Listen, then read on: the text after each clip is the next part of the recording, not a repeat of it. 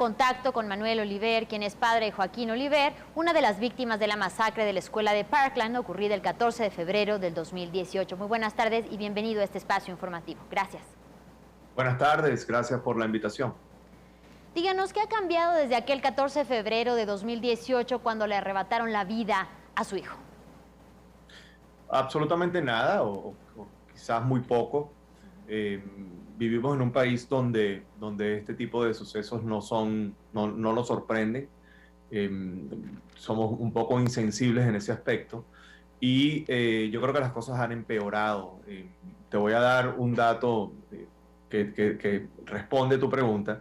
Desde que mi hijo, Joaquín, fue asesinado, hace casi 5 años, más de 220.000 personas han muerto por motivo de la violencia de armas en los Estados Unidos. Como bien dices, hay que recalcarlo, 220.000 personas han muerto en Estados Unidos desde entonces, es decir, prácticamente no ha cambiado nada. Siendo así, desde luego, no te es ajeno el dolor de los familiares de los 19 menores de edad y tampoco de las 2 profesoras que fueron asesinadas en Uvalde, Texas. ¿Qué decirles tras la pérdida de sus hijos? No tengo autoridad para decirles nada. Yo recuerdo que cuando yo pasé por ese momento, mi vida estaba absolutamente nublada, mi mente estaba sumamente sin saber, sin rumbo. Yo creo que es un proceso que hay que dejar drenar, hay que llevarlo y aprender en el camino. Mi esposa y yo decidimos dedicarnos al activismo. Mi trabajo es hacer lo posible por combatir la violencia por armas en este país y en cualquier lugar del mundo. Pero eso es una decisión muy personal. Yo no creo que tenga yo la autoridad para decirle a ninguno de estos padres que deba o que tenga que hacer. Pero ahí está el mensaje, es un proceso que se debe de vivir poco a poco y con el tiempo, por supuesto, se irá definiendo de qué manera se transforma ese dolor en acción, como lo has hecho bien tú junto a tu familia, tu esposa principalmente. Ahora, Manuel, ¿qué tipo de relación existe entre el mercado de armas, los niveles de criminalidad y el número de víctimas que, en tus propias palabras, Estados Unidos diariamente ve morir? Bueno, te faltó una variable, que son los políticos, ¿no? Hay una relación muy estrecha entre el mercado de armas y lo que serían nuestros representantes tanto en el Senado como en el Congreso. El Gun Lobby y el NRA, la Asociación Nacional del Rifle, se encargan de promover estas campañas políticas y eso termina dejando una factura abierta que los políticos están prácticamente en la obligación de pagar. Ahora, también es importante resaltar que el daño colateral llega a tu país. Muchísimas armas de los carteles en México y de la criminalidad en México son fabricadas en los Estados Unidos y eso la gente no lo dice aquí en los Estados Unidos. Víctimas por arma de fuego, pues caen muertas, asesinadas con armas que vienen de Estados Unidos. Eso es cierto, hay que recalcarlo y aquí lo sabemos bien. Por favor, continúa, Manuel. Pues qué bueno, porque eso es algo que a mí como hispano siempre me ha llamado la atención, que no se resalte aquí. Yo creo que los Estados Unidos tienen una guerra, ellos mismos, nosotros mismos, porque yo ahora soy ciudadano americano, hemos promovido, fabricamos las armas, tenemos las víctimas, somos nosotros mismos, nos matamos entre nosotros. Y ninguna otro país se preocupa por esta guerra, se preocupa por ciudadanos que tienen doble nacionalidad y que mueren aquí.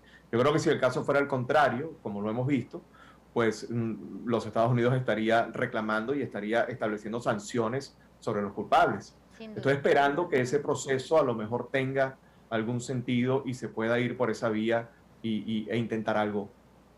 Y como bien sabes, gracias a la segunda enmienda, cualquier adulto puede adquirir en Estados Unidos un arma y defenderse. ¿Qué acciones significarían entonces realmente plantarse ante el lobby de las armas?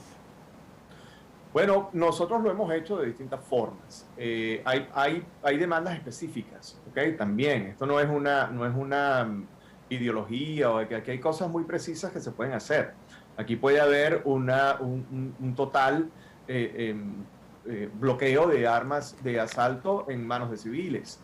Eso podría establecerse ya. Eso creo que es una prioridad porque nadie necesita una R-15 para defenderse. Eso es un arma de ataque, no de defensa.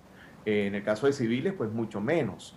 Este personaje de Texas, por ejemplo, tuvo la oportunidad de comprar legalmente, no estamos hablando de un tráfico de armas, legalmente, con solo 18 años, 2 AR-15 y 300 municiones.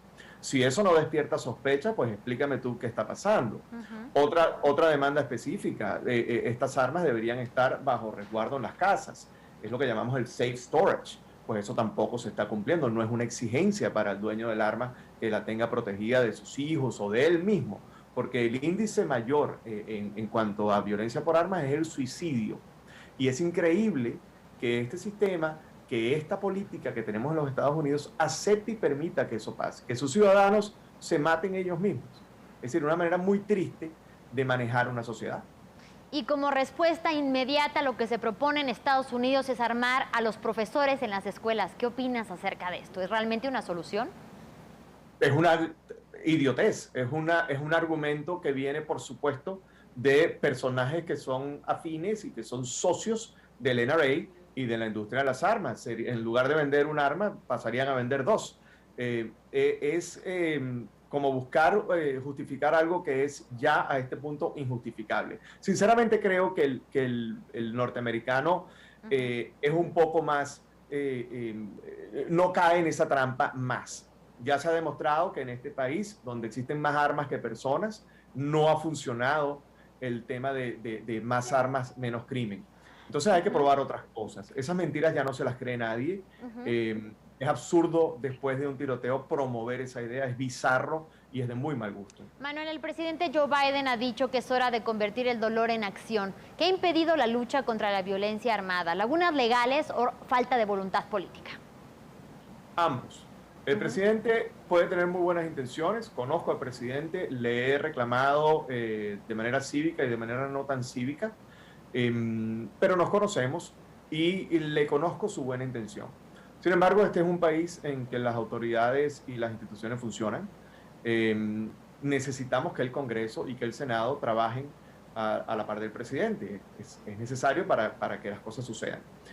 Sin embargo, el presidente sí podría levantar la voz con más frecuencia y sí podría enviar un mensaje de urgencia de que esto tiene que cambiar. No lo está haciendo el presidente Biden, mucho menos lo hizo el presidente Trump.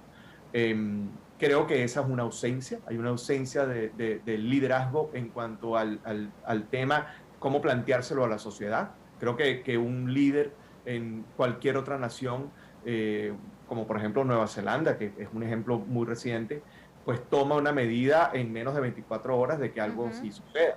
Porque la inacción representa complicidad. Así lo vemos nosotros. Sin duda. E increíblemente, además, a pocos días de que ocurriera esta matanza, que salga la Asociación del Rifle a decir que este fue un caso aislado y cometido por una persona enferma mental, ¿no? Eso es lavarse completamente las manos. En este panorama en el que parece que a unos les importa mucho y a otros prácticamente nada, ¿qué acciones encabeza Change the Rev, fundada tras el asesinato de tu hijo, de Wack? Pues trabajamos con la verdad y trabajamos mucho el aspecto del mensaje a la sociedad. Yo creo que la solución a este problema es un poquito más a largo plazo.